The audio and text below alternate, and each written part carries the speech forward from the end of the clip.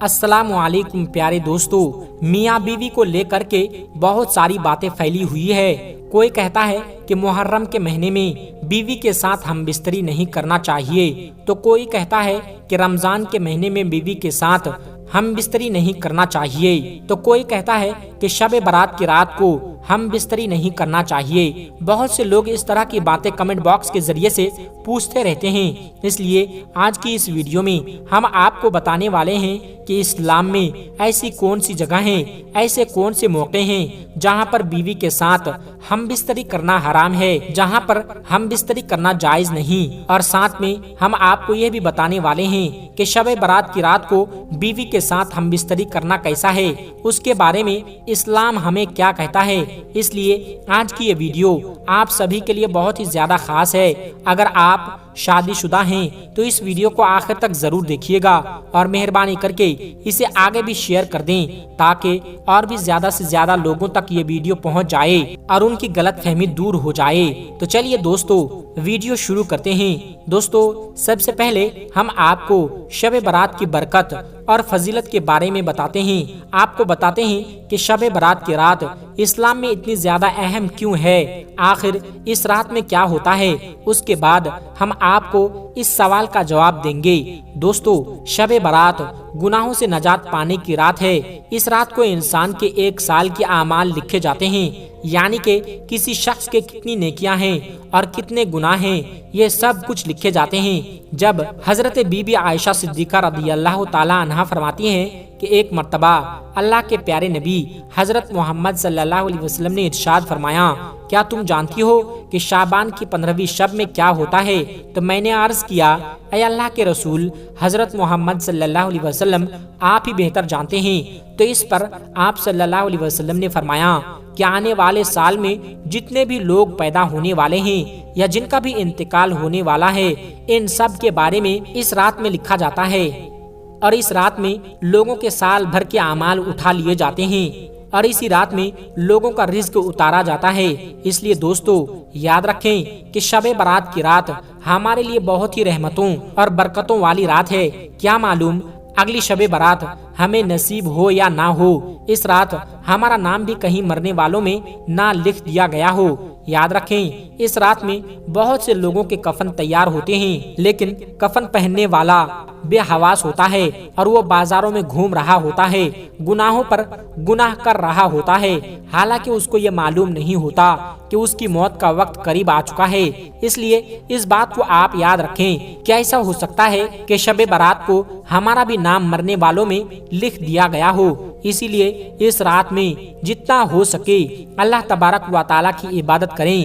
اس رات میں رحمتوں کی بارش ہوتی ہے، اس رات میں اللہ تبارک و تعالیٰ سب لوگوں کی مغفرت فرماتا ہے، سب کی دعاؤں کو قبول کرتا ہے۔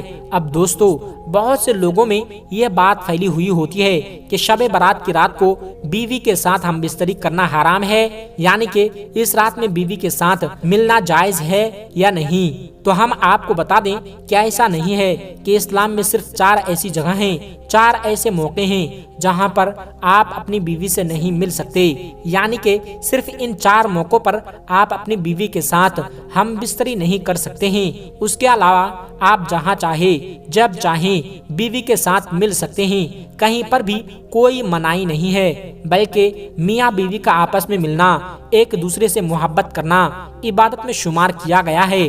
اب دوستو آپ کو وہ 4 جگہ بھی بتا دیتے ہیں کہ جہاں پر اسلام میں میاں بیوی کا آپس میں ملنا حرام ہے، یعنی کہ ان 4 جگہوں پر بیوی کے ساتھ ہم بستری کرنا اسلام میں جائز نہیں۔ نمبر 1، روزے کی حالت میں۔ دوستو بہت سے لوگ بولتے ہیں کہ رمضان کے مہینے میں بیوی کا آپس میں ملنا صحیح نہیں ہے، یعنی کہ رمضان کے مہینے میں ہم بستری کرنا جائز نہیں، اس لیے رمضان کے مہینے میں ہم بستری نہیں کرنا چاہیے۔ مگر ہم آپ کو بتا دیں کہ رمضان کے مہینے میں بیوی سے ہم بستری کرنے کے لیے منع نہیں کیا گیا ہے، بلکہ اگر کوئی شخص روزے سے ہے تو روزے کی حالت میں بیوی کے ساتھ ہم بستری کرنے سے منع کیا گیا ہے، یعنی کہ روزے کی حالت میں بیوی سے ہم بستری کرنا جائز نہیں ہے۔ اس کے علاوہ آپ رمضان کے مہینے میں رات کو اپنی بیوی سے مل سکتے ہیں، رات کے وقت اپنی بیوی کے ساتھ ہم بستری کر سکتے ہیں۔ اللہ تبارک و تعالی نے خود ارشاد فرمایا ہے کہ مسلمان کے لیے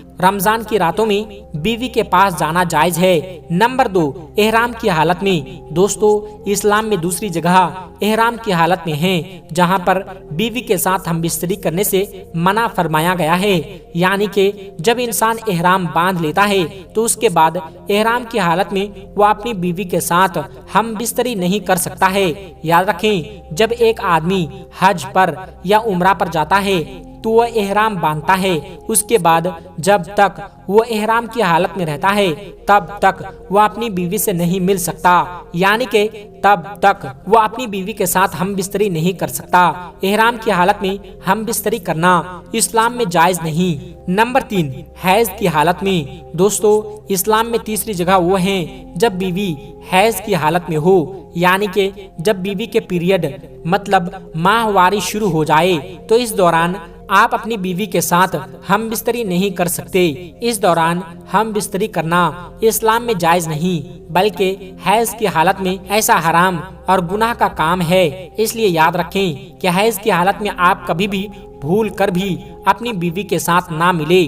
نمبر 4، اعتکاف کی حالت میں۔ دوستو، چوتھی جگہ اعتکاف کی حالت ہے، یعنی دوستو جب انسان اعتکاف کی حالت میں بیٹھ جاتا ہے، چاہے وہ مرد ہو یا عورت ہو، اس کے بعد ہم بستری کرنا اس کے لیے حرام ہو جاتا ہے، یعنی کہ اعتکاف میں بیٹھنے کے بعد جب تک اس کا اعتکاف پورا نہ ہو جائے تب تک میاں بیوی کا آپس میں ملنا جائز نہیں ہے، یعنی کہ میاں بیوی کا ہم بستری کرنا صحیح نہیں ہے۔ دوستو، ہم آپ کو بتا دیں کہ اعتکاف رمضان کے آخری عشرے میں شروع ہوتا ہے۔